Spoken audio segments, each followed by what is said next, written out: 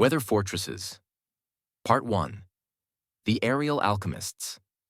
The briefing room at Bluey West 1, the American airbase clinging grimly to the edge of Greenland's ice cap, smelled of wet wool, stale coffee, and a low-grade communal fear. It was February 1943. Outside, a Peterak wind, a katabatic monster born from the glacial highlands, screamed, hurling ice crystals against the Quonset hut with the force of birdshot. Inside, Captain John Jack Rennert, a 25-year-old from Nebraska with the quiet eyes of a born surveyor, addressed his new crew. They weren't being briefed on a bombing run over Schweinfurt or a patrol over the English Channel. They were being briefed on the atmosphere itself. "Gentlemen," Rennert began, his voice calm against the howling backdrop, "forget everything you know about being in the Army Air Forces.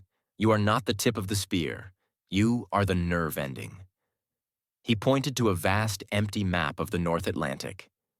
Out there, in that gray nowhere between here and Iceland, Scotland, and Norway, the weather that will decide the next bombing campaign, the next convoy battle, and, God help us, the eventual invasion of Europe, is being cooked up.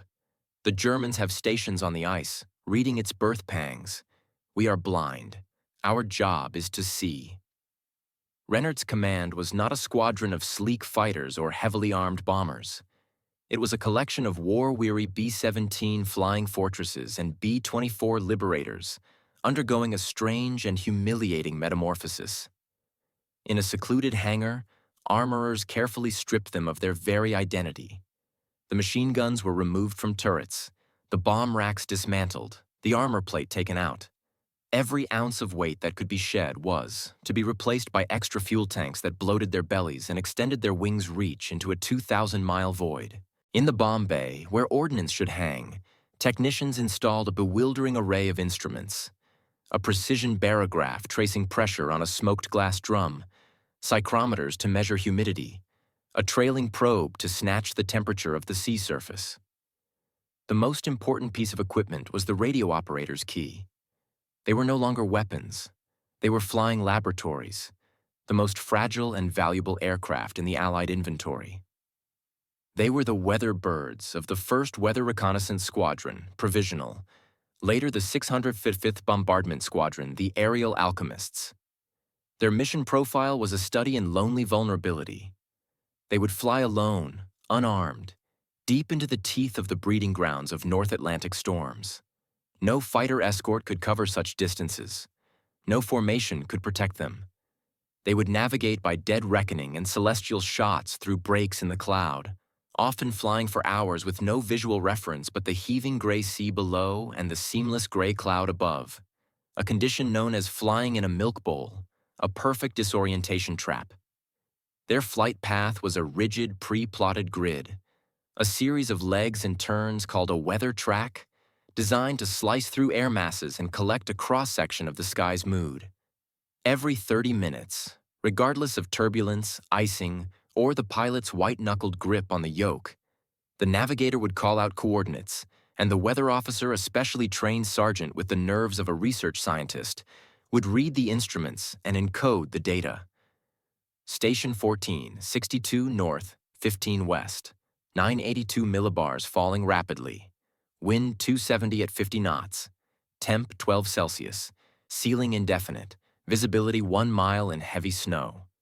This string of numbers would be tapped out in Morse code, a whisper into the static, hoping a distant listening post in Iceland or Scotland could hear it through the atmospheric rage. For the crew, the psychological toll was unique. There was no enemy to see, no target to bomb, no camaraderie of a vast formation. Their enemy was the sky, a vast, indifferent, and lethally chaotic entity. One mission took them north of Iceland, probing the edge of the Arctic ice pack. Rennert's B-17, fickle finger of fate, was suddenly slammed by clear air turbulence so violent that the altimeter spun wildly, and the co-pilot, a young man from Florida, vomited onto his chartboard.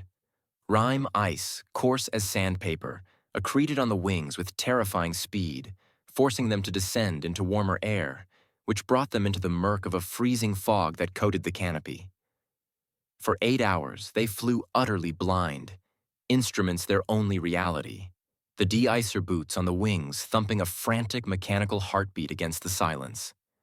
The act of collecting data, the ritual of reading the instruments, encoding the message became a lifeline, a tether to purpose in a formless, hostile universe. They were not warriors, they were scribes, documenting the fury of the gods, and their parchment was the ether. Part 2. The Milk Run to Nowhere. The crews of the Weather Birds developed a grim gallows humor. They called their missions milk runs, a bitter joke co-opted from bomber crews who used it for easy missions. There was nothing easy about this. A milk run for the 655th meant a 14-hour solo dance with hypothermia, mechanical failure, and a sky that could kill you in a dozen ways before the Germans even knew you were there. Lieutenant Walter Wally Sobel, a navigator on the B-24 Atmospherics Anonymous, kept a private logbook separate from his official flight logs. In it, he didn't record coordinates, but impressions. March 12, 1944. Track Baker 7. Like flying inside a light bulb filled with dirty cotton. Radio says a convoy is fighting a storm 200 miles south of our position. We're measuring the storm's angry father.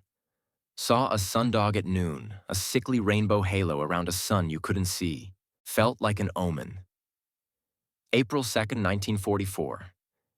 Intercepted a faint German weather broadcast on the distress frequency. Just numbers, but in that guttural tone. Felt like we were two hunters in the same forest, blindfolded, listening for the same bird. The danger of interception was real.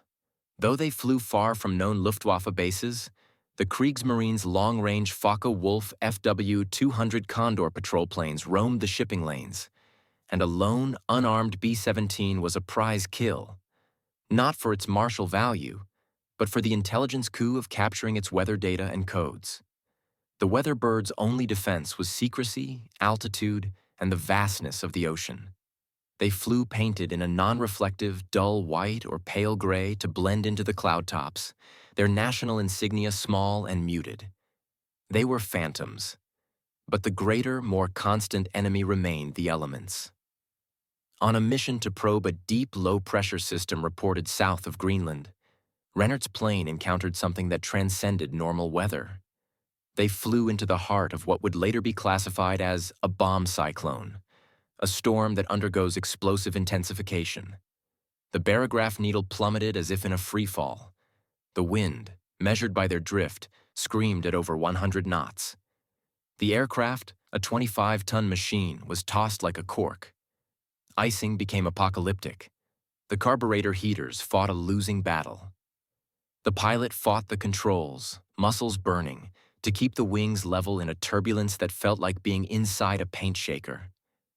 In the radio compartment, the sergeant trying to tap out their vital data was thrown from his seat, cracking 2 ribs against the chart table. He crawled back, strapped himself in with a safety harness, and continued transmitting, his face pale with pain, each jolt of the key a fresh agony. For 20 minutes, they were certain they would die, not in combat, but dissolved into the chaotic energy of the very system they were sent to measure. When they finally broke into the clear, limping home on 3 engines, the data they brought back was the first detailed in-situ measurement of a bomb cyclone's core. It was a scientific coup that would rewrite meteorological models. At the debrief, a haggard Rennert handed the precious barograph drum to the waiting weather intelligence officer, who treated it like the Rosetta Stone.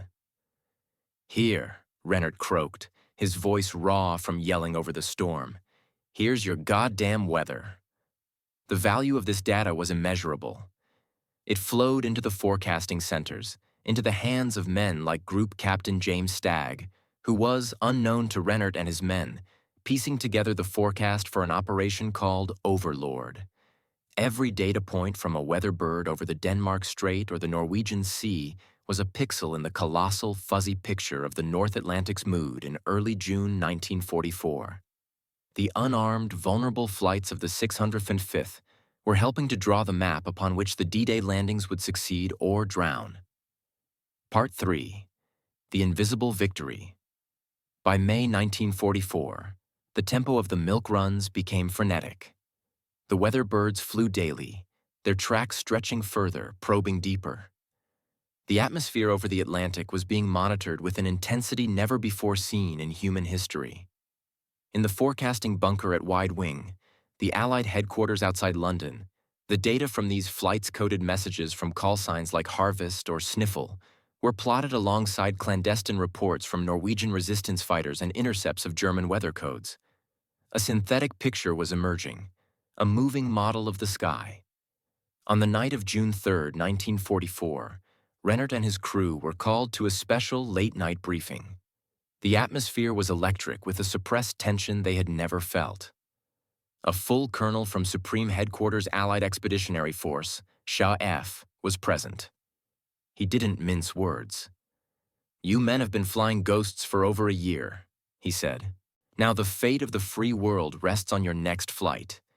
A massive operation hangs in the balance. We need to know with absolute certainty what is happening here." He stabbed a pointer at a spot in the mid-Atlantic, southwest of Iceland. "We need a crystal ball. You are it. Fly track Victor 7. Get the data. Get it back. Nothing else matters." The mission on June 4th was the most harrowing of Rennert's life. They flew into a maelstrom. The forecasters needed to know if a gap in the storm front, a theoretical ridge of slightly higher pressure, was real or a cruel meteorological mirage. For 10 hours, Fickle Finger of Fate bucked and shuddered, collecting data points along a track that felt like navigating the rim of a tornado. They iced. They lost radio contact for 3 terrifying hours. At one point, through a rare break in the cloud, the co-pilot spotted the distant dark shape of another aircraft. A condor, perhaps, or just another phantom of the stressed mind. They held their course, unarmed and exposed. The data they brought back that evening was the final critical piece.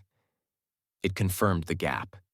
It showed the relentless low-pressure system was moving faster than predicted, and a narrow, fragile window of marginally acceptable weather was indeed opening for June 6th.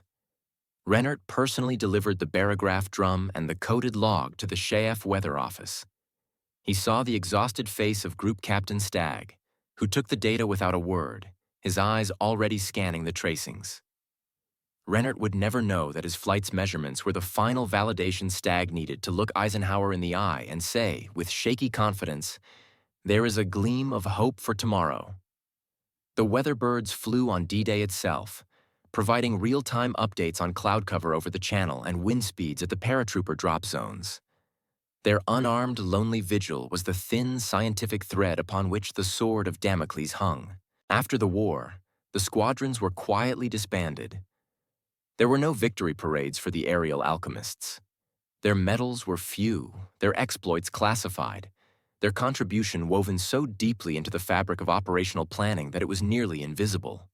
They had fought in a war where victory was measured in millibars and knots, where survival was a matter of calibrating instruments in a frozen cockpit while the sky tried to tear you apart. They proved that in modern, industrialized conflict, knowledge of the environment is a force multiplier more potent than many divisions. They were the ones who stole the weather from the enemy, not by capturing stations on the ice, but by conquering the sky itself with charts, probes, and an unimaginable courage, born not of facing an enemy fighter, but of facing the abyss, alone and unarmed, and returning with the numbers that would save the world.